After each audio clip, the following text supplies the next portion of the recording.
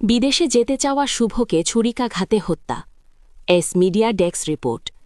কিশোরগঞ্জের হোসেনপুরে ঘরের চালে ঢিল মারাকে কেন্দ্র করে ছুরিকাঘাতে সৌদি আরবে যেতে চাওয়া যুবককে হত্যায় অভিযোগ উঠেছে প্রতিপক্ষের বিরুদ্ধে। মঙ্গলবার ২৪ ফেব্রুয়ারি রাত ১১ ঘটিকায় উপজেলার দক্ষিণ গোবিন্দপুর বা বলিয়ারচল এলাকায় এ হত্যাকাণ্ডের ঘটনা ঘটে।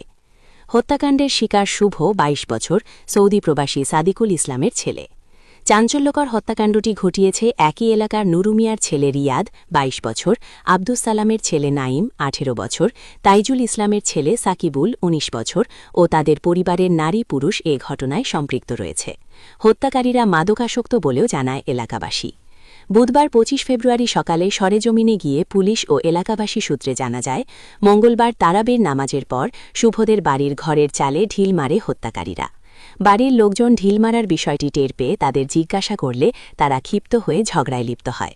নিহত শুভ তারাবির নামাজ আদায় করে শুয়ে পড়েছিল। ঝগড়া বিবাদের আওয়াজ শুনে এগিয়ে গেলে প্রতিপক্ষের রিয়াদ, নাইম, সাকিবুল শুভর ওপর অতর্কিত আক্রমণ চালায়। এক পর্যায়ে তাদের কাছে থাকা ধারালো সুইচ গিয়ারের চাকু দিয়ে গলায় আঘাত করলে শুভ গুরুতর আহত হয়।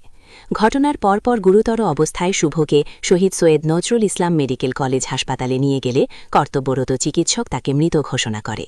হত্যাকারীদের বাড়িঘরে গিয়ে দেখা যায় ঘরে তালা দিয়ে তারা পালিয়ে গিয়েছে। বলিয়ারচর এলাকার আবুল কালাম জানান, শুভ খুব ভালো ছেলে ছিল। তুচ্ছ ঘটনাকে কেন্দ্র করে প্রতিপক্ষের লোকজন বিনা দোষে ছেলেটিকে হত্যা করেছে। এলাকাবাসীর পক্ষ থেকে খুনিদের দৃষ্টান্তমূলক শাস্তি চাই। নিহত শুভর পিতা সৌদি প্রবাসী সাদিকুল ইসলাম ভিডিও কলে ছেলের হত্যাকারীদের সর্বোচ্চ শাস্তি দাবি করেন। শুভর মা নার্গিস আক্তার ছেলের শোকে কান্নায় বারবার মূর্ছা যাওয়া অবস্থায় সাংবাদিকদের বলেন, আমার ছেলেকে রিয়াদ, নাইম, সাকিবুল এবং তাদের পরিবারের লোকজন হত্যা করেছে। আমি তাদের ফাঁসি চাই। হোসেনপুর থানার ইন্সপেক্টর তদন্ত লিমন বোস জানান, নিহত শুভর লাশ সৈয়দ নজরুল ইসলাম মেডিকেল কলেজ হাসপাতালে রয়েছে। পোস্টমর্টেমের পর পরিবারের কাছে হস্তান্তর করা হবে। এ ঘটনায় অভিযুক্তরা এলাকা থেকে পালিয়ে গিয়েছে। তাদের গ্রেফতার অভিযান অব্যাহত রয়েছে। তিনি আরও জানান, এ ঘটনায় মামলা প্রক্রিয়াধীন রয়েছে।